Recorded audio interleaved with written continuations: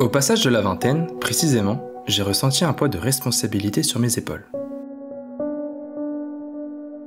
L'enfant, insouciant qui émanait en moi, a disparu à ce moment, laissant place à un adulte où son avenir était la principale source de préoccupation. Depuis, je me soucie régulièrement de ce que mon demain sera fait. Une incertitude permanente qui entraîne de la peur et du doute. Cette vidéo est une sorte de concrétisation numérique de mes pensées. J'aurais pu décider de ne pas les dévoiler, mais tout compte fait, j'ai pris le choix de le faire, car peut-être qu'en partageant mon expérience, je pourrais aider certaines personnes dans une situation plus ou moins similaire.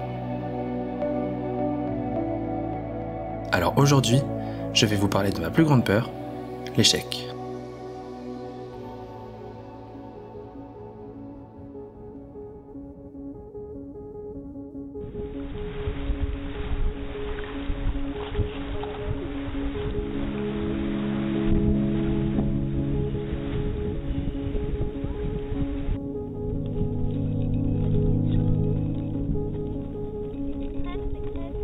Ça, c'est moi, quand j'étais petit, ou du moins enfant.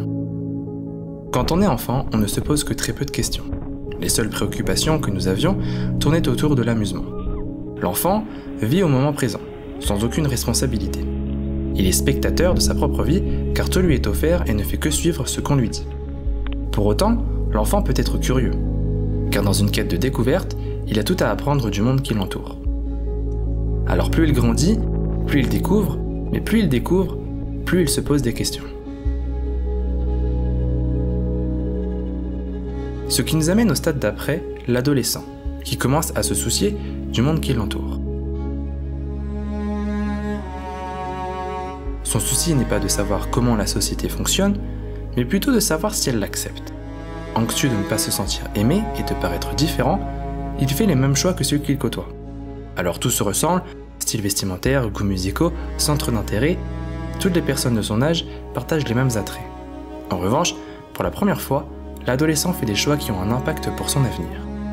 Cela fait de lui un acteur, mais comme tout bon acteur, il suit malgré tout ce qu'on lui dit de faire.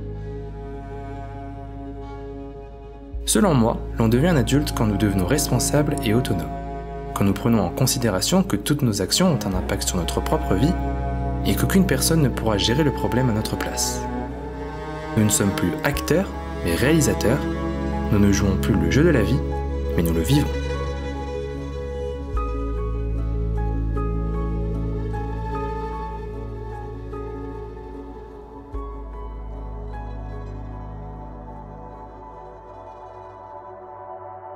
Si l'on prend en compte les conditions que j'ai citées pour devenir adulte, je le suis depuis mes 20 ans. Je ne veux pas faire l'unanimité en vous disant que c'est à 20 ans que nous devons l'être, mais je pense plutôt que chacun évolue à sa manière, en fonction de son vécu et de sa propre expérience de la vie. Pour ma part, cette transition trouva son origine dans ma désorientation professionnelle.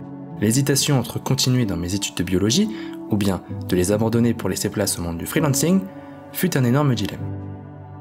En restant dans mes études, qui pourtant ne me plaisaient plus, je savais que je restais dans ma zone de confort, car mon parcours était déjà tracé. Licence, master et pour finir métier.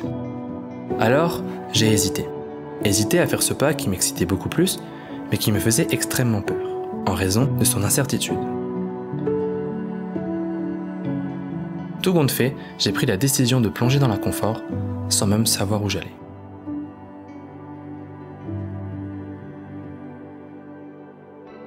Bien sûr, je n'ai aucune prétention à affirmer que j'ai fait un choix plus audacieux que la plupart des étudiants, car chacun, au cours de sa vie, sera confronté à un dilemme où deux chemins se séparent, l'un représentant l'inconfort, tandis que l'autre, le confort.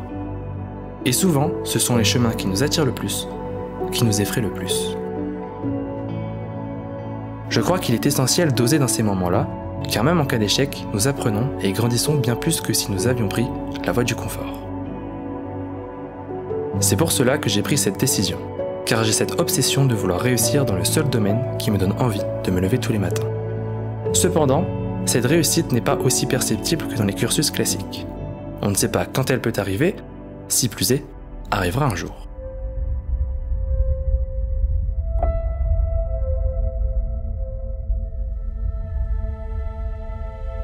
Ma passion pour la vidéo et la photo n'est pas apparue du jour au lendemain.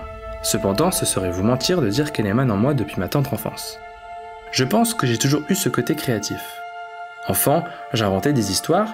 Adolescent, je me suis essayé à la musique et à l'audiovisuel. Adulte, j'en fais mon métier.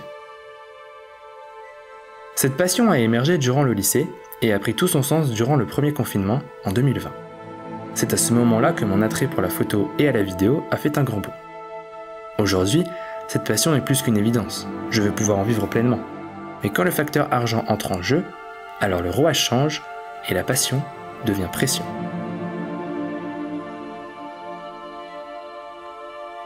Cette peur constante d'échouer est là, au fond de moi.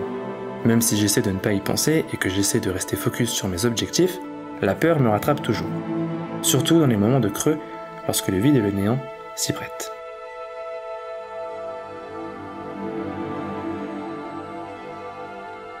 Beaucoup de personnes vendent les mérites de l'entrepreneuriat comme étant un élan de liberté. Plus de patrons, plus de contraintes horaires, plus de collègues, juste nous, seuls. Et nous faisons ce que nous avons envie, quand on veut et d'où l'on veut. Mais ce que les gens oublient, c'est que le métier d'entrepreneur est avant tout un business. Certes, nous n'avons plus de patron, car nous le devenons. Donc, nous subissons toutes les responsabilités, les doutes et la pression qu'engendre notre entreprise. Tandis que notre revenu dépend entièrement de la quantité de travail effectué chaque jour. Beaucoup de gens pensent donc que l'entrepreneuriat rime avec richesse et liberté. Or, ça, ce n'est que la partie émergée de l'iceberg.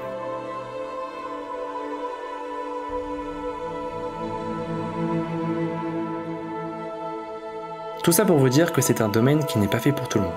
Si vous souhaitez réussir, et d'ailleurs peu importe le chemin professionnel que vous prenez, il va falloir se battre contre vous-même, faire des sacrifices, prendre confiance en vous et prendre conscience que ça ne se fait pas du jour au lendemain. Comme je l'ai dit en début d'intro, cette vidéo peut vous servir d'inspiration, mais elle est avant tout une note à moi-même.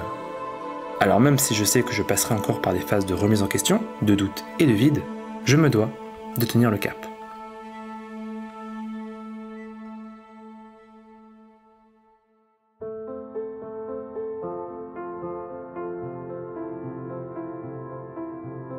Je ne prétends pas être quelqu'un d'important car je pense qu'on est tous égaux. Je ne prétends pas trouver les solutions à tes problèmes car tu es le seul à pouvoir le faire. En revanche, selon moi, je pense que la première chose pour diminuer cette peur d'échouer réside dans les relations que nous avons.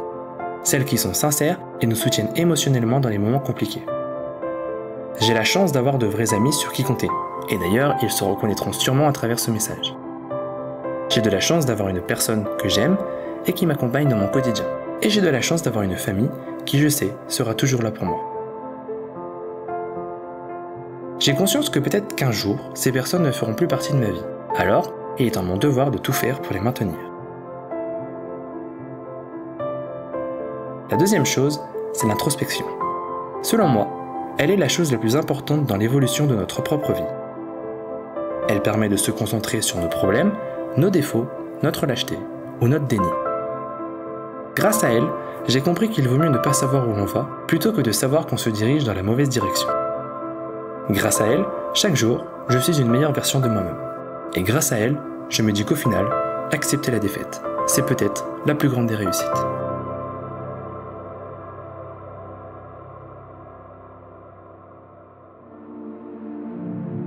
Merci de m'avoir écouté. Cette vidéo est différente des autres, car elle traite un sujet plus profond, plus intime, mais je me devais de le faire. De 1 pour moi, car étant dans une phase de doute, et de 2 pour toi, car à travers ce récit introspectif, je t'ai peut-être inspiré. Sur ce, c'était Tristan, je te dis à bientôt pour une prochaine vidéo. Ciao ciao.